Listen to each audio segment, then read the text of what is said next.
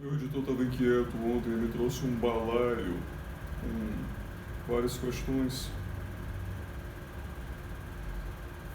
Me parece o melhor ângulo para abordá-las é organizar no sentido de refletir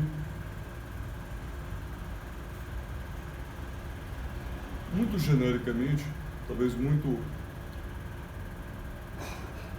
genericamente, mas com uma incisividade suficiente para dar conta da relevância, me parece fundamental, do que foi a Revolução Americana, o processo de independência americana. A pergunta dele, esse balaio todo, era o seguinte: o cara dizia assim, olha, ele me perguntava, por que a Revolução Francesa virou socialista, a Alemanha pariu Marx, a Rússia executou Marx e os Estados Unidos são gregos, mas a educação deles é uma bosta. Salve de palmas para a pergunta.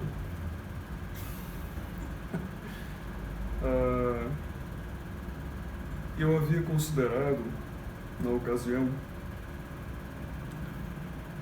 primeiro, que a Revolução Francesa não é que ela virou socialista, é que assim, a Revolução Francesa é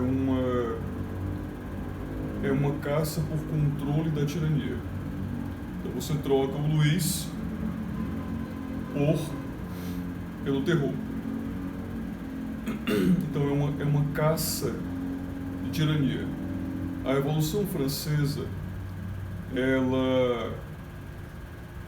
ela não tem cobiça de liberdade no registro do antagonismo direto ao Estado,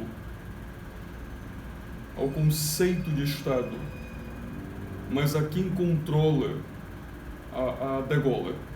Houve uma permuta do controle da guilhotina. A guilhotina passou de mão. Nesse sentido, a Revolução Francesa, ela é um golpe de Estado. Ela é fundamentalmente um golpe de Estado. Mas há um detalhe. Como a estrutura do Estado foi significativamente alterada, mas não essencialmente alterada, há indivíduos que cunharam, condescenderam a ideia de chamar aquilo de revolução, certo? Agora, por que é que ele tinha... Por que a pergunta caminha por um ângulo de socialismo, né? É que o socialismo é uma tecnologia política de organização do Estado muito aprimorada para o autoritarismo. A desconstrução fundamental sobre a propriedade privada e a sobrevalência do arbítrio estatal, a liberdade dos elementos mais íntimos do indivíduo, isso é robesiano, certo? Isso é robesiano, isso é muito próprio ao conceito mesmo de tirania estatal. Qual é o avanço que o socialismo traz para a submissão do indivíduo? O socialismo, ele tem um artifício retórico de prevalência à igualdade, um artifício retórico de atenção à mediocridade, a características próprias da maioria,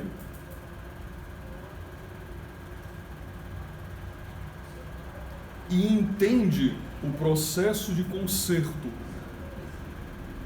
O mesmo processo de conserto que robesianamente foi estudado pelo contrato, foi conceituado no contrato, isso tudo teorizado no Leviatã, por Hobbes. Mas foi conceituado no contrato, projetando poder ao soberano, etc. O procedimento, efetivamente, é o mesmo. independente do socialismo, não se necessitar, não toca enquanto tecnologia de Estado, demanda por contratualismo. Isso é secundário, não é esse o ponto. O ponto é que o socialismo ele traz um concerto diferente do acordo, da negociação que havia entre liberdades que tinham de ser proscritas, liberdades naturais, preteridas, para a pacificação, né, para a pacitude que o Estado tirânico robesiano proveria. O Estado tirânico robesiano proveria ao gerir essas liberdades pelo indivíduo. Então, o indivíduo abdica dessas liberdades para ter sua vida sob gestão de um tirano que conseguiria, assim, prover, portanto, paz. A paz é a meta, é a lei natural da primazia pela vida. Essa é a meta, é a leitura que Hobbes faz. O socialismo, ele organiza a negociação de tirania com benefícios, com uma articulação de benefícios de camuflagem mais refinada, né? Dirigido também a outros ângulos, não só apelando para o aspecto político. A sedução que uma vida pacífica pode ter, dada uma margem de negociação com liberdade, mas também ele procura apelar para outros instintos na maioria, a mediocridade mesmo, a irresponsabilidade, diversos elementos que são próprios, exatamente aqueles os quais eu tratei no vídeo a respeito de armas. Por isso eu acho muito pertinente que essas questões tenham surgido na cabeça dele, derivando daquele tópico, porque parece que são desconcertos. Não são. O apelo, o público do socialismo é o mesmo público do desarmamento, certo? O público do socialismo é o mesmo público do desarmamento. Você pode talvez trazer exceção àqueles que vão gerir, né? Mas esses são os tiranos. Daí eu poderia também argumentar, o público que desarma também é passível de analogia com o público que vem a gerir o Estado socialista, porque o tirano de um é passível de aproximação com o tirano de outro, certo? Então aí existe um conserto. Mas o público é o mesmo, em política são fracos, em estética são medíocres, em ética são irresponsáveis, em lógica, consequentemente, ao se aproximarem, ao trazerem para si tudo isso, estúpidos. O público é o mesmo. Mas esse é o ponto, não é que seja uma revolução, não é que haja socialismo na revolução. Existe no sentido de tecnologia, de aprimoramento tecnológico do autoritarismo. E por que a revolução? Sim, e aí eu fiz uma ressalva na ocasião, não é bem que a Alemanha pariu Marx, é que Hegel pariu a Alemanha. Eu tenho uma impressão, não vou debater isso agora aqui, mas tenho a impressão de que a compreensão do Estado alemão deve ser buscada, do Estado moderno alemão deve ser encontrada em Hegel. Ela se encontra melhor refletida em Hegel, dentro das condições postas. Essa é a minha impressão. E, portanto, em verdade, eu diria que Hegel pariu a Alemanha moderna, nesse aspecto. Então, não é bem que a Alemanha pariu Marx. Marx é isso que se diz de uma nova apresentação ao autoritarismo. Me parece bem menos original do que Hegel. E aí a Rússia o executou. Sim, mas é por proximidade, né? Por proximidade. Talvez se o terror francês tivesse literatura marxiana à sua disposição, seria também marxiano.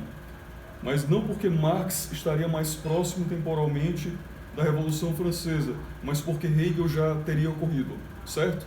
Dá para entender essa composição? E qual é a diferença da Revolução Americana? Por qual razão ela resulta tão individual, não é tão sui generis, especificamente assim? É porque a Revolução Americana, ela é grega, né? É uma revolução anti-Pérsia, certo? É uma revolução anti-Pérsia, é uma revolução anti-tirania.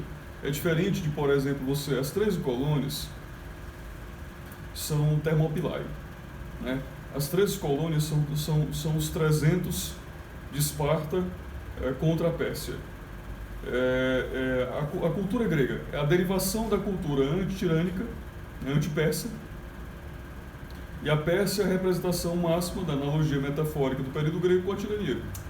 Então, a Revolução Americana ela é diferenciada porque o objetivo do processo de independência americano, quando você o compara com as circunstâncias do período que ocorriam no período, que se manifestavam no mesmo período, na Europa, etc., o que está por trás da pergunta dele?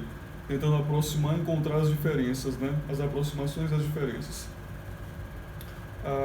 A Revolução Americana, ela, diferente da Revolução Francesa, que ocorre por um antagonismo com a manifestação da tirania, a Revolução Americana, nascendo, parindo os Estados Unidos, parindo aquela reunião das 13 colônias, ela organiza uma estrutura, um consórcio estatal, organiza um Estado, que nasce antagônico à tirania.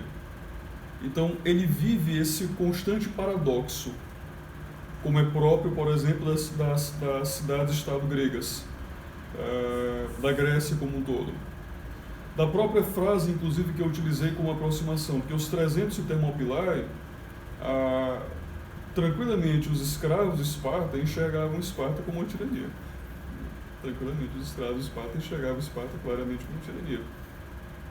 Enxergavam os gregos como uma tirania.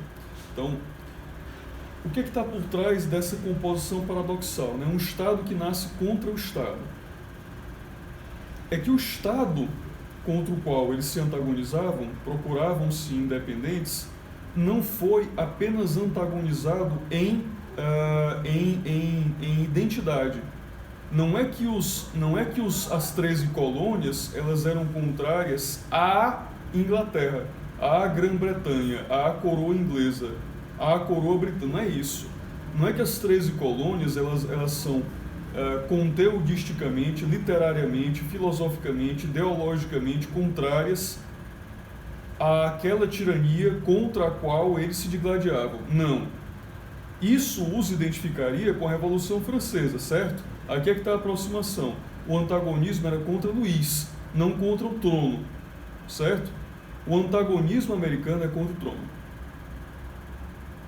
O antagonismo americano é contra o trono. O objetivo da Declaração de Independência é produzir uma solução para o trono. Essa solução ela não é completamente eficaz na medida em que ainda há um Estado. Eficaz no sentido de prover máxima liberdade. Ela não é completamente eficaz, diferente, olha só a diferença do propósito, né? Prover máxima liberdade. Isso já é completamente outro em relação a prover máxima paz. Olha a ótica robesiana e a diferença da ótica da Declaração de Independência. Mas é um avanço. Eu não posso considerar que ambos são idênticos. Não, é um avanço. Houve uma tirania que foi antagonizada não na sua identidade, mas diferente. Aquilo é um antagonismo da tirania enquanto conceito. Certo? Então é por isso que a Revolução Americana ela é, sem dúvida alguma, o principal movimento por liberdade. É nisso que se convenciona chamar de Era Moderna. Que o antagonismo não é a tirania inglesa. O antagonismo é a tirania, ponto.